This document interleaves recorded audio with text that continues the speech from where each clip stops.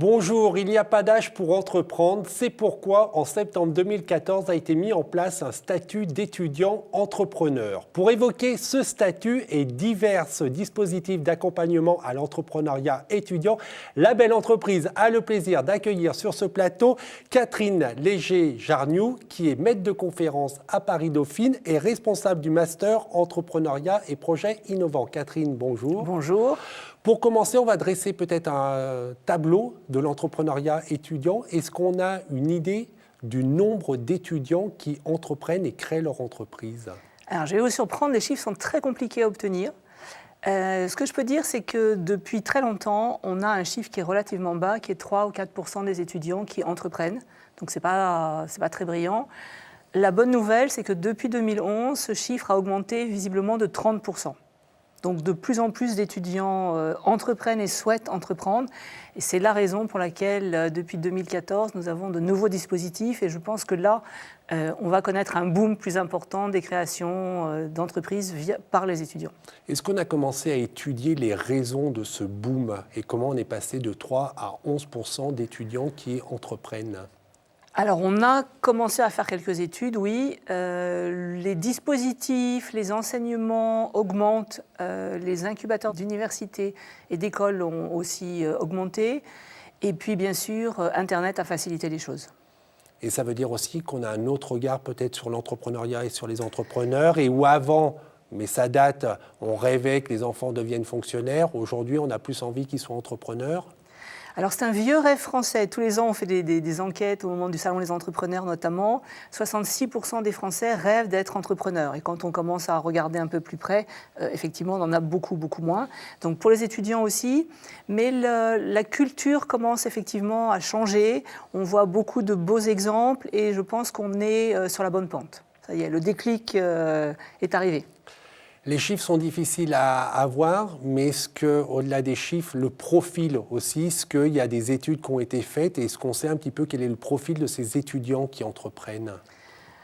Alors c'est un petit peu difficile pour nous à admettre, mais les étudiants très peu diplômés entreprennent, les étudiants très diplômés entreprennent, et entre les deux, assez peu. Et d'autant peu que plus leur niveau d'études augmente, moins ils ont envie d'entreprendre. Je le disais au sommaire de cette émission, il y a différents dispositifs d'accompagnement à l'entrepreneuriat. Un qui a été mis en place en septembre 2014, c'est le statut d'étudiant entrepreneur, mais qui est compris dans un dispositif plus large qui sont les pépites. Est-ce que vous pouvez déjà nous expliquer la terminologie pépite et un petit peu quel est le but, le fonctionnement de ces pépites? Alors, pépites sont des pôles étudiants pour l'innovation, le transfert et l'entrepreneuriat. Il y en a 29 dans tout le territoire français et ils ont 3 objectifs majeurs. Le premier, c'est de sensibiliser le plus grand nombre d'étudiants, sensibiliser par des conférences, des start-up week-ends, toute initiative est bonne à prendre, de former un certain nombre d'étudiants. Et au jour d'aujourd'hui, il y a 100 000 étudiants qui suivent un module d'entrepreneuriat en France, ce qui est quand même un chiffre assez record, c'est le plus grand chiffre jamais atteint. Et puis le troisième objectif des pépites, c'est de les accompagner, donc d'accompagner un nombre évidemment un peu plus restreint pour le moment d'étudiants qui sont porteurs d'un vrai projet de création d'entreprise. Vous disiez qu'il y avait 29 pépites sur tout le territoire national. Qui porte ces pépites? C'est forcément des universités? Alors, qui porte les pépites sont des universités ou des consortiums d'universités, les nouvelles communes, avec évidemment dans le portefeuille et de commun accord les écoles d'ingénieurs, écoles de commerce et d'autres partenaires locaux. Il y a en général un pépite par académie, sauf bien sûr pour les grosses académies comme Lyon et Paris. Dans l'accompagnement, la sensibilisation, il y a aussi un concours qui est mis en place par les pépites. Est-ce que vous pouvez nous en dire un mot ?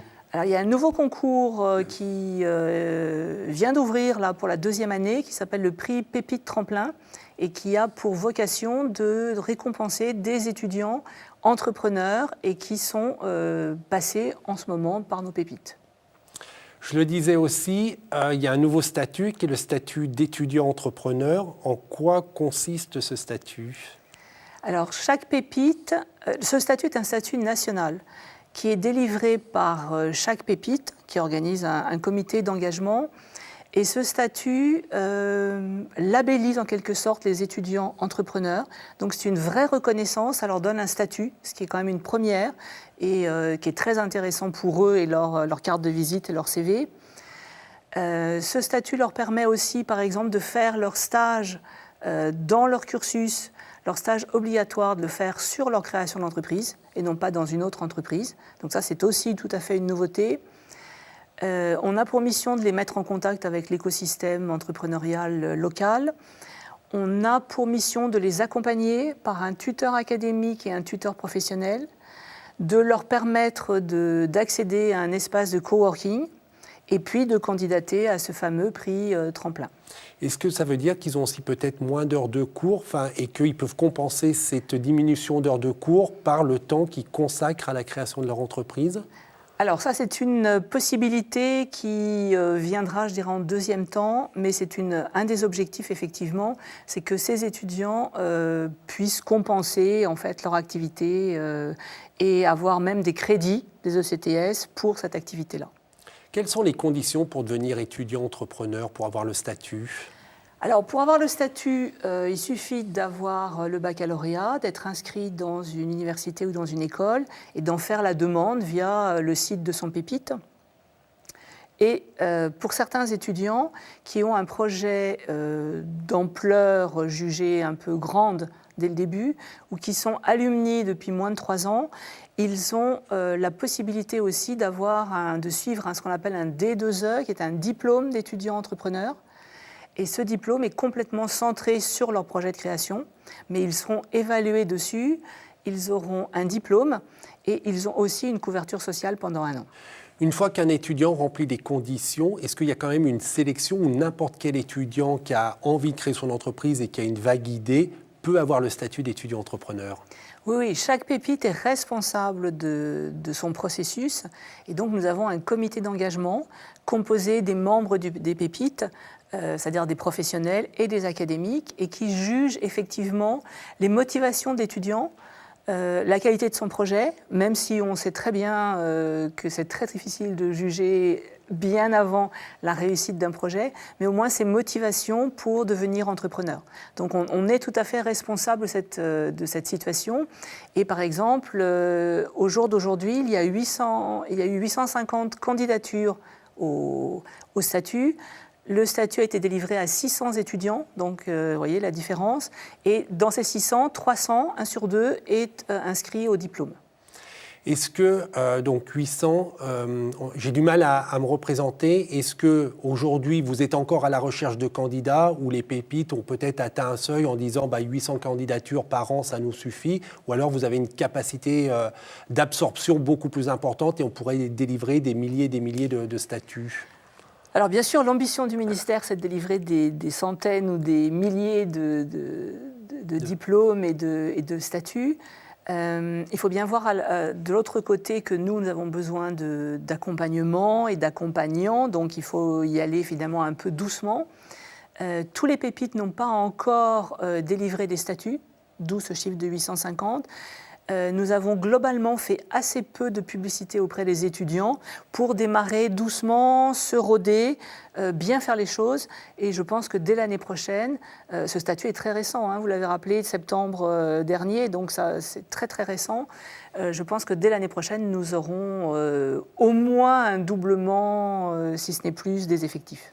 Sur l'accompagnement, c'est uniquement des enseignants ou des chefs d'entreprise qui voudraient dégager un peu de temps pour accompagner ces étudiants peuvent adhérer à vos pépites ? On a besoin des deux, donc des académiques, des enseignants, bien sûr, de chaque établissement, et puis aussi un tas de professionnels, chefs d'entreprise, membres des réseaux d'alumni, des business angels, de tous les réseaux d'accompagnement qui existent. On a besoin effectivement de ces forces vives bien ancrées dans l'écosystème. Quel est l'intérêt, à vos yeux, d'entreprendre quand on est encore étudiant ? De se tester, de tâter la vraie vie, de valoriser son CV. Je n'aurais pas dit la même chose il y a quelques années, mais maintenant les entreprises valorisent les étudiants qui sont entrepreneurs. Je vois bien dans mes étudiants entrepreneurs ou dans des étudiants du master qui sont très très valorisés. Donc c'est un vrai plus. Et puis c'est vraiment de tester ses compétences. Ils n'ont rien à perdre pendant qu'ils sont étudiants. Donc tout est bénéfice pour eux. Est-ce qu'on a aussi des résultats sur leur réussite? Est-ce que quelqu'un qui est étudiant entrepreneur a plus de chances de réussir ou plus de risques d'échouer? Alors on a très peu d'études sur ce sujet. Ce que l'on sait, c'est que les étudiants et les jeunes, d'une manière générale, ont un handicap à la jeunesse, parce qu'ils sont effectivement moins crédibles par rapport à des fournisseurs, des clients ou des banquiers, et qu'en même temps, ils ont beaucoup plus d'enthousiasme, beaucoup plus d'idées. Ils osent sonner aux portes, téléphoner à tout un tas de monde de l'écosystème. Et visiblement, ils ont autant de chances que les autres de réussir. Aujourd'hui, que faudrait-il faire pour développer, encourager l'accompagnement des étudiants entrepreneurs? Qu'est-ce qui vous manque? Vous avez alors ce recul qui est léger puisque ça date de septembre 2014. Vous êtes quand même à la tête d'un master sur l'entrepreneuriat. À vos yeux, qu'est-ce qu'il faut faire? Alors, beaucoup a été fait depuis septembre, c'est clair. On peut toujours faire mieux et améliorer les choses. Avant ces pépites, il y avait des PE. Donc, ce qu'on a besoin surtout, c'est de stabilité. C'est Les PE ont duré 3 ans, après on passe aux pépites, etc. Donc à chaque fois des choses un peu nouvelles. On a besoin de stabilité, et notamment dans le financement. Ça veut dire que les appels à projets successifs qui nous prennent un temps absolument fou pour y répondre, avec obligation d'avoir 50% de financement extérieur, est un peu délicat pour nous. On ne peut pas tout faire. On a besoin de cette stabilité et on a besoin aussi que les entreprises comprennent qu'en formant des étudiants entrepreneurs, on forme des très bonnes recrues pour elles aussi après. Donc on a besoin aussi de l'aide des entreprises. Et j'espère beaucoup que la nouvelle chaire de l'entrepreneuriat qui est dans les fonds baptismaux en ce moment verra le jour et pourra nous aider dans cette longue aventure et dans la pérennité surtout. Pour rester dans le domaine de l'académie, je l'ai dit aussi au début de cette émission, vous êtes responsable d'un master entrepreneuriat et projets innovants. Est-ce que vous pouvez nous en dire 2 mots? Oui, ce master a 10 ans. Il a plusieurs avantages, c'est-à-dire qu'on travaille avec une petite équipe d'étudiants, on en recrute 24. Donc la sélection doit être très sévère? Assez sévère, oui, il faut dire, qui travaillent toujours par équipe de 3, comme dans la vraie vie, qui ont beaucoup de missions entrepreneuriales, qui suivent beaucoup de conférences, et le rythme est un rythme en 3 temps. Ça veut dire peu de cours au début, très concentrés et interactifs. Ensuite, 2 mois de travail sur un atelier business plan pour un vrai porteur de projet qu'ils ne connaissent pas. Donc, ils ont une vraie posture de consultant. Et ensuite, un stage de 6 mois en France, à l'étranger, dans tout type de structure et éventuellement aussi pour créer leur entreprise. Et parmi votre vingtaine d'étudiants, combien vont créer leur entreprise à la suite de ce cursus? Alors en moyenne, on en a 4 ou 5 par an. Pas forcément pendant l'année ou juste à la fin de l'année. Il leur faut aussi un petit peu de temps pour maturer. Mais on peut dire, même si je n'ai pas toutes les informations, qu'on a à peu près aidé, favorisé 50 créations d'entreprises. Master entrepreneuriat et projets innovants. C'est quoi les projets innovants dans votre master? Ce sont beaucoup de projets Internet pour le moment, évidemment. Et puis, comme tous les étudiants et comme tous les porteurs de projets d'ailleurs, retour à l'authenticité, au bien-être, au cocooning, à la nourriture, au bien-vivre. Beaucoup de projets dans ce style. Et évidemment, le plus beau que l'on ait eu, c'était The Couples. Eh oui, eh oui. Juste pour terminer, à la lumière de ce bel exemple de The Couples, quel message vous pourriez transmettre à des étudiants, des jeunes qui nous regardent pour leur donner envie d'entreprendre? Je leur dirais tout simplement, rapprochez-vous de votre pépite. Il y en a forcément un près de chez vous et qui va vous aider à trouver les bons réseaux, les bons filons, la bonne formation et la bonne direction. Et puis, just do it. Catherine, merci beaucoup pour ces précisions et cet éclairage sur le statut d'étudiant entrepreneur et sur les dispositifs d'accompagnement. Merci à vous. Je termine en précisant que vous êtes l'auteur de nombreux ouvrages sur la création d'entreprises, dont ces 2-là. Construire son business plan, c'est la 3e édition et vous le remettez à jour chaque année. Et la boîte à outils de la création d'entreprise, c'est également la 3e édition, c'est l'édition 2015 et c'est remis à jour chaque année. Pour terminer, on en a parlé dans l'émission, ce sont les pépites. On en a dit qu'il y en avait 29 sur tout le territoire. Vous pouvez retrouver la liste sur le site internet www.enseignement-sup-recherche.gouv.fr/pépites. Si vous voulez revoir cette émission, c'est www.demain.fr. On se retrouve la semaine prochaine en attendant que le souffle de la création et que l'esprit de demain vous accompagne. Au revoir.